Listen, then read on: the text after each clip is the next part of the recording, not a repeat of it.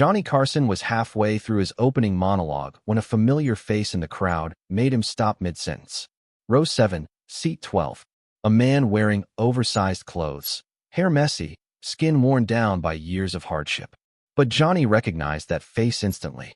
He had known it for 3 decades. The audience believed Johnny had lost his place in the joke. Ed McMahon glanced over with concern. But Johnny's focus was locked on Tommy Reynolds, his closest friend from their Navy days. The man who had saved his life back in 1945. The same friend who had stood beside him as best man at his wedding. A man Johnny hadn't seen in 2 decades. A man who was now homeless. And what Johnny chose to do once the cameras stopped would change both of their lives permanently. It was April 18, 1985, inside NBC Studio 1 in Burbank, California.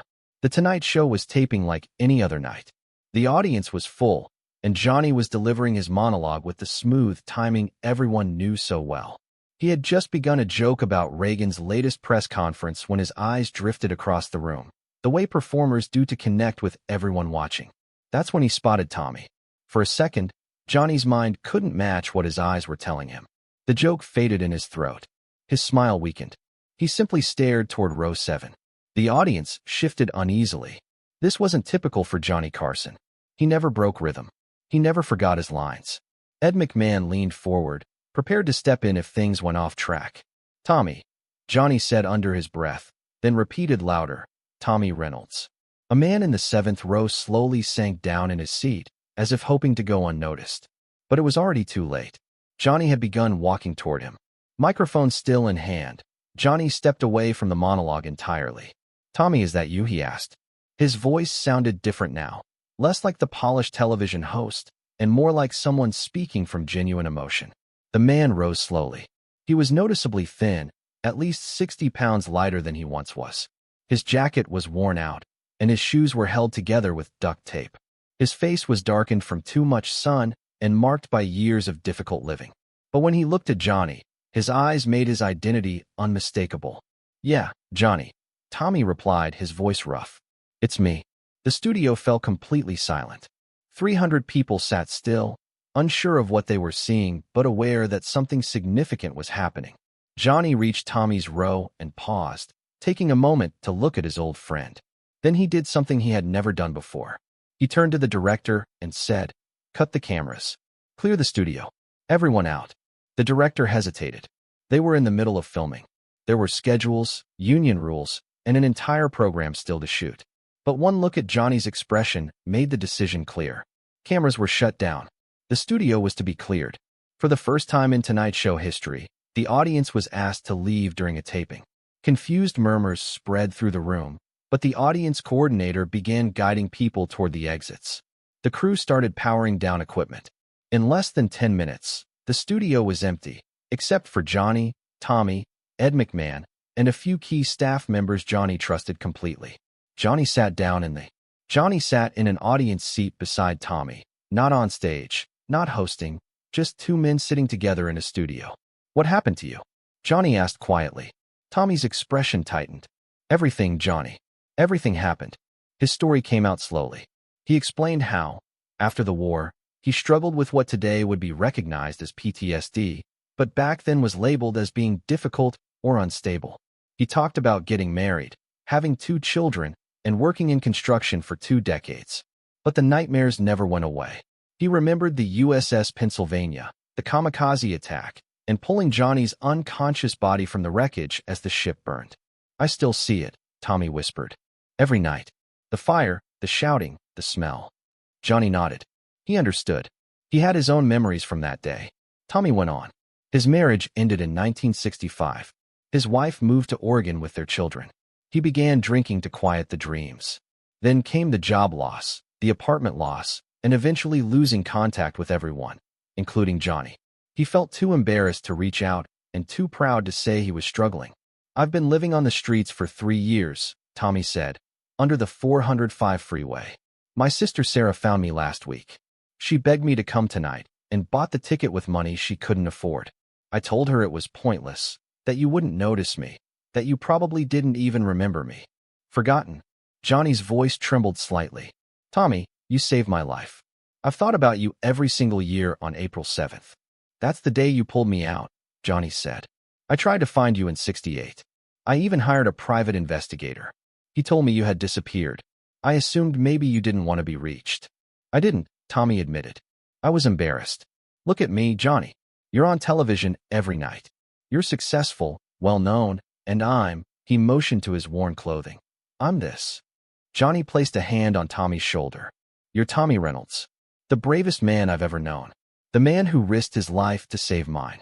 That doesn't change because you went through difficult years. Ed McMahon, who had been standing quietly nearby, finally spoke. Tommy, Johnny talks about you often. I've heard the story many times. The Navy, the kamikaze attack, how you went back into the fire 3 separate times to pull men out. Tommy wiped his eyes. That was a long time ago. Character doesn't fade, Johnny said firmly. Hear me clearly. You're not sleeping under a freeway anymore. That ends tonight. Right now? It's over. Johnny, I can't ask you for this, Tommy said. You're not asking, Johnny replied. I'm telling you. We're going to get you help. Real help. Medical care, PTSD treatment, stable housing, whatever it takes. Tommy shook his head. I've tried programs before. I always end up back on the streets. That's because you were doing it alone, Johnny said. This time, you're not alone. You have me, Ed, and everyone here. We're not letting you fall through the cracks. Johnny turned to his producer. Get Dr. Frank Morrison on the phone. Tell him it's urgent. I need a bed in his veterans program tonight, not tomorrow. Tonight. The producer nodded and hurried off. Johnny, I don't deserve this, Tommy protested. Johnny's tone sharpened. You went into burning wreckage to drag me out. You did CPR on Jimmy Chun for 3 hours until help arrived. You saved 14 men that day, 14. And you think you don't deserve support? That was my job, Tommy said quietly. Your job was to evacuate with everyone else. They did. You went back. That isn't a job, that's courage. Tommy began crying openly. I'm exhausted, Johnny. I'm tired of fighting. Then stop fighting, Johnny said softly. Let us help you. Let me repay what I've owed you for 40 years. Dr. Frank Morrison returned the call within 10 minutes. He ran a program specifically for veterans facing PTSD, addiction, and homelessness. I have a bed, Dr. Morrison said. Bring him tonight. We'll do a full evaluation and begin treatment right away. Johnny turned to Tommy. You're going. Tommy nodded, unable to speak. Good. Ed, call my driver. Have him bring the car around. I'm taking Tommy myself. Ed placed the call while Johnny stayed beside his old friend. They talked about the war, about their shore leave memories in San Francisco, and about the letters they exchanged for 2 decades before losing touch. Why'd you stop writing? Johnny asked. I was ashamed, Tommy admitted. Your letters were about success, the shows, the recognition. Mine were about construction jobs and trying to sleep through nightmares. I felt like I was pulling you down. You never pulled me down, Johnny said. Tommy, you were my hero. You still are. Success means nothing if I can't support the people who helped me get here. The driver arrived. Before they left, Johnny did something else he had never done before. He called his personal lawyer. I want you to set up a trust fund, $50,000. Thomas Reynolds is the beneficiary, Johnny instructed. He can use it for housing, medical treatment, education, anything he needs. But it must be set up so he can't spend it all at once. Monthly distributions, overseen by Dr. Morrison's program. Tommy tried to object, but Johnny stopped him. You saved my life in 1945. The least I can do is help you rebuild yours in 1985. They drove to Dr. Morrison's facility in Pasadena. The place was peaceful and well-kept, not institutional or discouraging. It was a renovated mansion with gardens, therapy rooms, and private bedrooms. Tommy kept running his hand over the leather seats, as though he couldn't believe they were real. When they arrived, Dr. Morrison greeted them himself. He was a veteran as well, from the Vietnam era, and he understood the challenges men like Tommy had faced. Mr. Reynolds, we're going to take care of you, he said. You'll have a medical evaluation tonight. Therapy begins tomorrow. We'll address everything. PTSD, addiction, all of it. This program lasts a minimum of 6 months. Are you prepared to commit? Tommy looked at Johnny. What if I fail? Then we try again, Johnny replied. As many times as necessary. Tommy turned back to Dr. Morrison. All right, I'm ready. Johnny stayed while the staff checked Tommy in and ensured he had everything he needed. As Johnny prepared to leave, Tommy held his hand. "Johnny, why are you doing all this?" Honestly, Johnny's response was immediate. "Because 40 years ago, you didn't leave me behind. Brothers don't leave brothers behind. And you're my brother, Tommy. You always have been." The drive back to the studio was quiet. Johnny sat in the back seat and cried, not from sadness, but from relief and gratitude. For 20 years, he had wondered what became of Tommy Reynolds. And for 3 of those years, Tommy had been living on the streets, likely within 10 miles of the studio. The idea that they had been so close while Tommy was struggling was almost unbearable. The next day, Johnny called Tommy's sister, Sarah. She was the one who had bought the ticket and convinced Tommy to attend. "I can never thank you enough," Johnny told her. "If you hadn't done that, I might never have known." Sarah cried on the phone. "I was afraid he'd cause a scene, that security might remove him, or that you wouldn't recognize him." "I could never forget him," Johnny replied. Never. Johnny visited Tommy at the facility every week, quietly and without any publicity. It was simply 2 old friends spending time together, sometimes talking about the war, sometimes about ordinary things. The visits weren't charity. They were genuine friendship continued after 2 decades as if no time had passed. Tommy's recovery was challenging. During the first 2 weeks, he nearly walked out 3 times. Detox was difficult. Therapy brought up memories he had tried to suppress for years. But Dr. Morrison's team was experienced, and Johnny's steady support mattered. Each time Tommy considered quitting, Johnny reminded him of the USS Pennsylvania. "You didn't walk away when the ship was burning. You're not quitting now." After 3 months, Tommy had changed completely.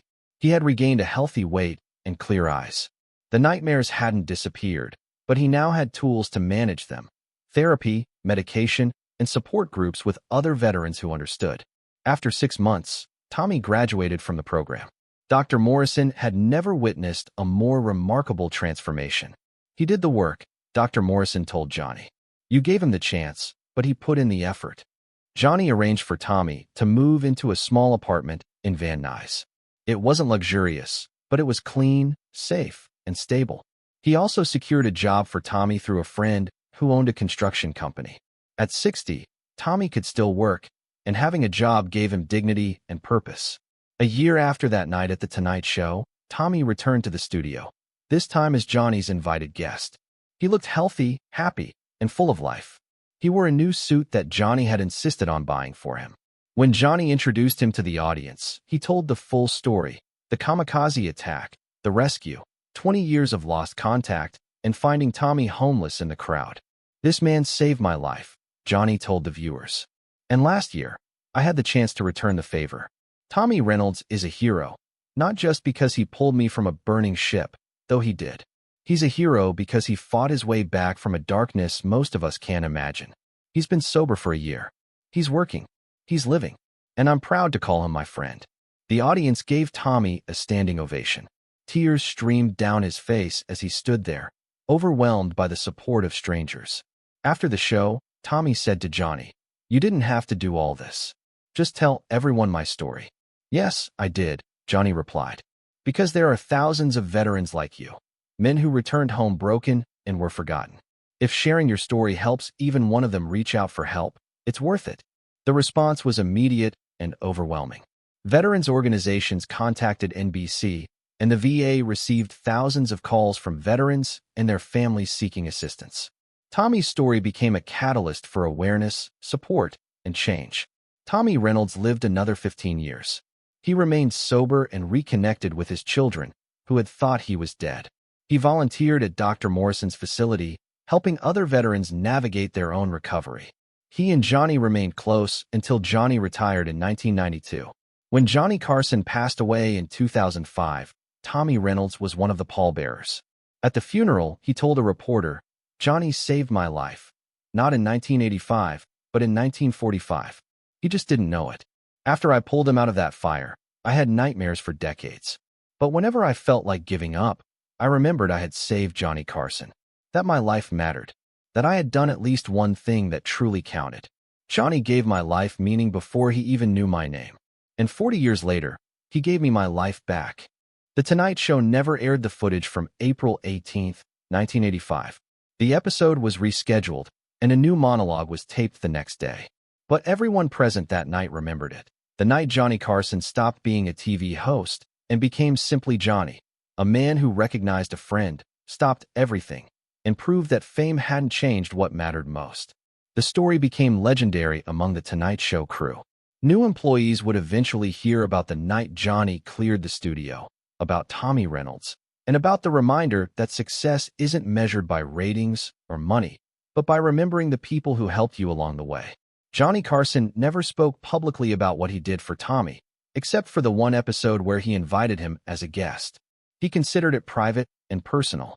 Tommy, however, shared his story often. He spoke at VA hospitals, AA meetings, and became an advocate for homeless veterans. "I was invisible for 3 years," Tommy would say. "Living on the streets, people looked through me as if I wasn't there. But Johnny saw me. In a studio, with 300 people, in the middle of a monologue.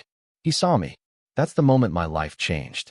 Not because he gave me money or a home, though he did that. My life changed because someone recognized me, remembered my name, and reminded me that I mattered." The lesson of Tommy Reynolds and Johnny Carson isn't about celebrity charity or dramatic rescues. It's simpler and more profound. It's about not forgetting where you came from, honoring the people who shaped your life, and stopping even in the middle of success to recognize someone who needs recognition. Johnny Carson saw Tommy Reynolds in row 7, seat C12.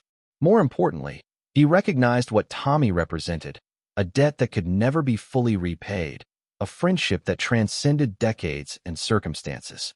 A promise made 40 years earlier on a burning ship. Brothers don't leave brothers behind. Johnny kept that promise. Tommy Reynolds spent his last 15 years with dignity, purpose, and the knowledge that he hadn't been forgotten. The life he saved in 1945 had, in turn, saved his own in 1985. Sometimes heroism isn't about running into fires. Sometimes it's about recognizing a face in the audience.